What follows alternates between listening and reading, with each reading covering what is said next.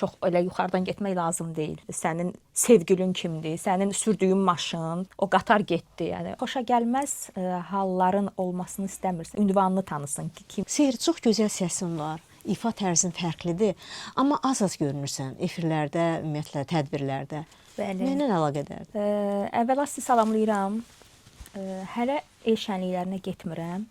İnşallah gələcəkdə getməyi düşünürəm. Niyə də olmasın? Çünki biz musiqiçiyik. Bizim yerimiz səhnədir, el şənlikləridir. Amma hələ ki mən istəyirəm biraz öz üzərimdə çalışım. Filarmoniyada çalışıram, filarmoniyanın solistiyəm.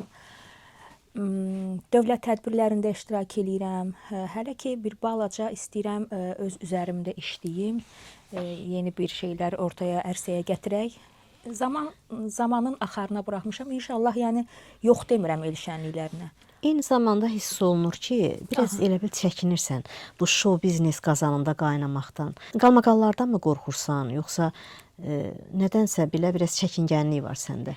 Yox, qalmaqallardan qorxmuram. Əslində özümə çox hörmət eləyən bir insanam. Yəni mən elə gəlir ki, bir insan əsas özünə hörmət eləməlidir ki, sonra da qarşındakı insana hörmət eləsin.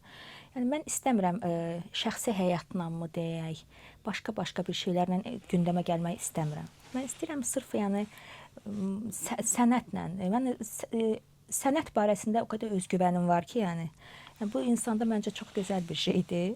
Ona görə də yəni sənətlə gündəmə gəlir. Mənim şəxsi həyatım, mənim yəni sənətdən qeyri bir şeylər, yəni kimlərə maraq eləyəcək ki, mən belə düşünürəm. Amma bütün dünyada var ki, məsələn, böyük müğənnilər, məsələn, dünya ulduzları olsun, onların şəxsi həyatı həmişə maraqlı olub. Yəni tamaşaçı üçün maraqlıdır sənin həm də şəxsi həyatın. Amma nədənsə şəxsi həyat daha çox gizlətməyə çalışırlar. Məsələn, mən çox sevmirəm şəxsi həyatımdan gündəmə gəlməyi, belə şeyləri, sosial şəbəkələrdə nəylərlənsə məşhurlaşmaq, nə bilim, insanların fikirləri çox fərqlidir indi. Məsələn, bir şey görürsən, qoyublar kimisi məsəl üçün həyatında filan şey.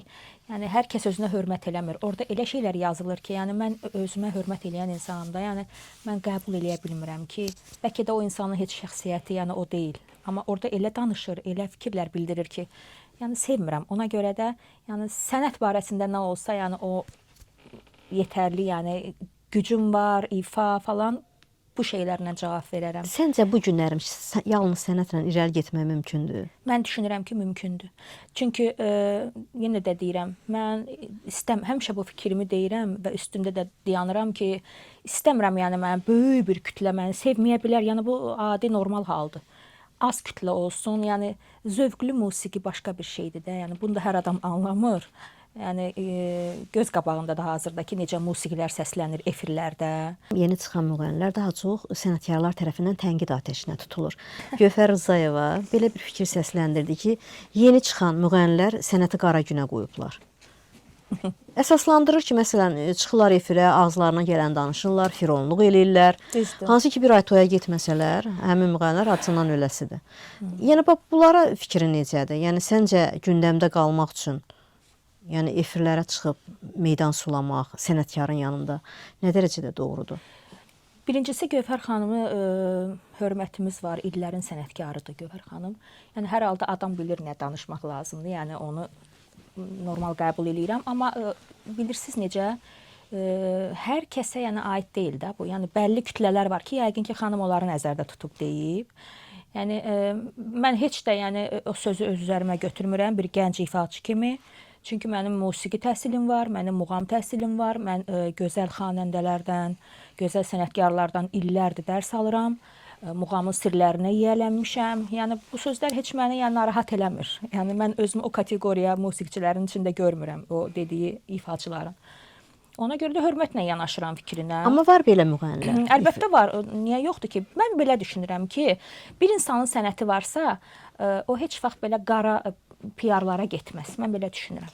Yəni, nə dərəcədə doğrudur? Mənə lazımdır ki, mən nəyləsə reklam olunum. Qoy sənətimlə mən göstərim özümü də, məsəl üçün. Yəqin sən öz rastına da çıxıb da, yəni efirdə sənətkarın yanında mən sənətkaram demək nə dərəcədə? Çox ayıb bir şeydir, çox ayıb bir şeydir. Əlbəttə, o illərin sənətkarıdır. Mən ümumiyyətlə heç vaxt elə danışa bilmərəm, yəni tərbiyəmdə də yoxdur elə bir şey. Olmaz. Biz hələ neynədik, nə yaratdıq, nə ortaya qoyduq, nə ərsəyə gətirdik ki, elə bil sinəmizə döyə-döyə də belə danışaq. Yox, mən elə şeyləri sevmirəm. Mənə elə gəlir ki, ağac bar verdikcə başını aşağı əyər. Ona görə də ki, biraz çox elə yuxarıdan getmək lazım deyil. Onsuz da elin gözü tərəzidir, xalq bilir kim necədir, kimin sənəti nədir, nə yerdədir, yəni göz qabağındadır. Gəlin belə primitiv bir şey deyəcəm. Məsələn, insan övladlarım yanımda açıram televiziya kanallarını, məsəl üçün verilişdə gedir. Məsələn, elə bir şeylər, mövzular gündəmdədir ki, elə bir şəxsi həyatını gətirir.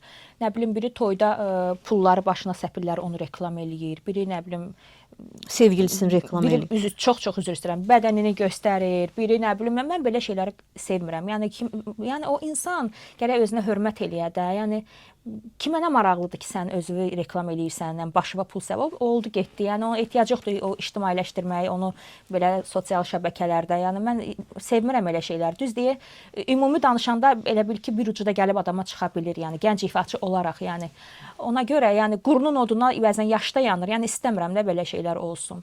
Mənə elə gəlir ki, sənətinin zəifliyindəndir ki, ifa yox, heç nə yox, savad yox, təhsil yox, səs yox. Məcburdur ki, yəni belə şeylərlə gündəmə gəlsin, geyimini göstərsin, üzr istəyirəm, bədənini göstərsin, nə bilim, başqa bir şeylərlə, nə bilim, kim kimisə, nə bilim, saxladı, kim kimisə, nə bilim, həyatında kim var. Yəni məncə bunlar cəfəngiyyət söhbətlərdir və müəyyən vaxtdan sonra onunla heç nə də gündəmdə də qalmaq olmur. Gəlirsən, gəldiyin kimi də gedirsən, unudulursan. Mən belə başa düşürəm. Bəzən aparıcıları qınayırlar ki, məsələn, aparıcı özü mənə məcbur elədi və mən qalmaqal yaratdı. Amma çox vaxt o müğənnilər özləri, məsələn, reklam arası aparıcıya deyir ki, mən istəyirəm ki, qalmaqalla gündəmə gəlim. Amma bəs əgər sən özün bunu aparıcıdan istəyirsənsə və sonradan niyə aparıcını burada günahlandırırsan? Belə hallarda yaşanır. Əslində aparıcılar neynəməlidir? Aparıcılar bizi çağırır, gözəl şəkildə necə deyim, təqdim eləyir səhnəyə. Aparıcıda heç bir günah görmürəm mən vallah. Neynəməlidir ki? Yəni, sənin sənətin olsun, sən gözəl ifa göstər. Bir də mən nəyi vurğulamaq istəyirəm? Mən efirlərə baxıram. Yəni o bəyənmədiyimiz də o aparıcı var ki, məsəl üçün də, indi adlarını çəkmək istəmirəm. Yəni onu mən qınamıram da. Bunu necə təqdim eləsin? Yəni axı bunda başa düşürsüz, heç nə yoxdur. Yəni nə sənə, nəyini neynəsin? Sonra da qınayırlar ki, ay aparıcı məni belə elədi. Nə bilim, onlar da bir günah da görürlər. Aparıcıları qınamaq lazım deyil, vallahi. Aparıcı görür ki, səndə sənət yox, səndə ifa yox, heç nə yox. Görür ki, sən başqa şeylərlə gündəmə gəlmək istəyirsən. Adam da məcbur sual verir sənin geyimindən, sənin sevgilin kimdir, sənin sürdüyün maşın, belə şeylərdən sual verməlidir. Yəni ona görə aparıcıları qınamaq lazım deyil. Sən gözəl potensial göstərsən, gözəl ciddi sənət göstər, aparıcı da sənə yaxşı sual versin. Onun işi odur da, yəni sən nə göstərəcəksən, o da sənə o cür təqdim eləyəcək. Məsələn, bəzi şeylər var ki, adam həqiqətən çox gülünc görsənir. Özlərinə mühafizə tuturlar məsəl üçün. Kimə lazımsınız ki, sizi də mühafizə eləsin kimlərsə. Bəziləri var da, nə bilim, özlərini elə aparırlar ki, vallahi Hollywood ulduzları belə deyil hətta. Nə bilim vallahi. Konkret ad çəkmək istəmirəm ona görə. İnsanların zövqləri biraz zövqsüzləşiblər həqiqətən. Yəni yaxşı bir şeyləri görə bilmirik. Necə deyim? Məsəl üçün gözəl bir klassik məsəl üçün bəstəkarların bir əsərini götürüb ifa eləyirik. Məsəl üçün lap özümdən götürürəm. Yerləşdirirəm sosial şəbəkəyə. Baxıram ki, yəni getmir. Mahnı bəyənilmə sayıda, yəni getmir. Loru dildə desək tutmur mahnı. Amma elə adamlar, elə mahnılar qoyur, vallah baxırsınız ki, bu hardan gəlir? Ümumiyyətlə bu musiqinin mənbəyi nədir? Təzə bir şeylər də pahalalıb indi. Götürürlər xarici, məsəl üçün Şərq İran musiqilərini, onun ortasını xətti saxlamaqla, onun necə deyim, çalarları saxlamaqla güya oldu ki, bu təzə mahnı bəstələdi. Mahnını biraz orasını burasını bəzədilər, məsəl üçün oldu mahnı, o mahnı ucu oldu, hətta onlar üçün əsərdir bu. O tutacaq, neçə min bəyənmə, nələr, milyonlarla baxış, müğənni də oldu. Həmin dəqiqə o müğənni məşhurlaşdı, bütün Azərbaycan onu tanıdı. Yəni, amma əsl bu gözəl əsərlər, nə bilim, zövqsüzləşməkdir də bu. Getdikcə də bərbad vəziyyət almağa başlayır. Yəni, bu çox narahat edir bizi həqiqətən. getdikcə də yəni millətin zövqü korlanır, necə şeylərə qulaq asırlar. Sosial platformalara girmək olmur həqiqətən. Yəni biabırçılıqdır. Çox belə vurur da, açıb baxmaq olmur yəni. Bu uşaqların da zövqünü korlayır əslində. Əlbəttə Yəni korlayır. dəfələrlə olub bir çox müğənnilər özləri də deyir ki, məsələn biz öz uşaqlarımızı qoymuruq o musiqiləri dinləməyə. Yəni onların zövqlərini korlayır. Əlbəttə zövqlərini korlayır. Valla mən imkan vermərəm. Övladlarım üzr istəyirəm elə şeylərə qulaq assın, elə mahnıları dinləsin. Yox. Çünki uşaqlıqdan formalaşır o şeylər hamısı insanda. Nə bilim, yəni bu böyük bir qlobal problemdir əslində bizdə. Bunu həll eləmək biraz çətin məsələdir, mən belə düşünürəm. Yəni gedib. O qatar getdi, yəni inanmıram da, yəni çətin bir şeydir ki, o zövqləri bərpa eləmək. Gənclər qulaq asmır. Ümumiyyətlə çox az kütlə olar ki, bizim milli musiqilərə, klassik musiqilərə qulaq assın, nə bilim. O qədər olub ki, mən maşınımda qoymuşam məsələn muğam, məsələn yanımda ya rəfiqam olub, deyir ki, bu nədir qulaq asırsan? Yəni adama bir təhər baxırlar da, yəni ki, nə bilim, çox çətindir. Allah köməyimiz olsun. Show biznesdə paxıllığını çəkən, ayağının altını qazıyan həmkarların varmı? Hiss eləyirsənmi? Ümumiyyətlə paxıllıq insanın içində olur da, o aydın məsələdir. Bilirsiniz necədir? Mən özümə heç kəsi yaxın buraxmıram. Mənim nə sənətdə rəfiqəm var, nə dostum var. Mənim rəfiqəm ailəmdir, anamdır. Nə bilim, mən ancaq ailəmlə, övladlarımdan mən uzağam. Bu yaxınlarda bildiyim qədər sənin bir həmkar, xanım həmkarın tərəfindən qalmaqala çəkilmisən. Çox şəxsi bir söhbət idi və sən ona cavab vermədin. Bəli. Səbəb nə oldu? Çəkindinmi, qorxdunmu? Yox, qətiyyən, nə qorxmaq. Mən ümumiyyətlə istəmirəm də, yəni qalmaqalla gündəmə gəlmək istəmirəm. Yəni belə şeyləri sevmirəm, xoşlamıram. Yəni bəzən olur da qıraqdan adama nəsə kimlərsə ya çamur atmaq istəyir, ya nəsə belə bir şeylər olmaq istəyir, amma ki, yəni mən maksimum onlardan uzaq olmağa, yəni çalışıram. Belə bir şey olmuşdu. Mən sustum, sadəcə yoluna qoyduq bunu, amma ki, yəni belə şeylər normaldır. Əslində mən normal baxıram. Və əgər normal baxsan, amma ikinci dəfə o daha böyük bir qalmaqala səni İkinci dəfə elə bir şey olsa, artıq mən onun adını açıqlayacağam. Yəni xoşa gəlməz halların olmasını istəmirsən, yəni ki, ünvanını tanısın ki, kiminlə istəmirəm, yəni. Lazım deyil. Sənin repertuarında ancaq keyfiyyətli musiqilərdir. Bəli. Ola bilər çox deyil, amma keyfiyyətli musiqilərdir əksəriyyəti.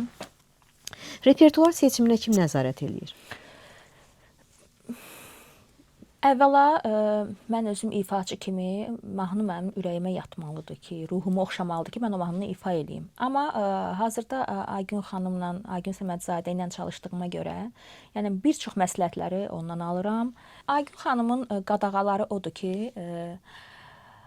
keyfiyyətli musiqilər ifa eləmək, səsimə nə düşər, nə düşməz. Yəni həmişə mən o məsləhətlərini dinləyirəm. Təbii ki, o peşəkar musiqiçi olduğuna görə əvvəla özümü çox şanslı ifaçı hesab eləyirəm ki, mən onun yanındayam, mən onun gözəl musiqilərindən ifa eləmək mənim də qismətimə düşübsə, bu çox gözəl bir şeydir. Ona görə mən həmişə onu dinləyirəm. Yəni bir böyüyümüz kimi, necə deyim, bir bəstəkar kimi, bir professional musiqiçi kimi, yəni adamın fikirləri mənim üçün həmişə önəmlidir. Məsəl üçün Aygün Səmədzadənin bir neçə mahnısını ifa eləmişəm. Günah olar da onun o gözəl mahnılarından sonra mən hər hansı gedib bayağı mahnını ifa eləmək, yəni bu mümkünsüz bir şeydir, yəni.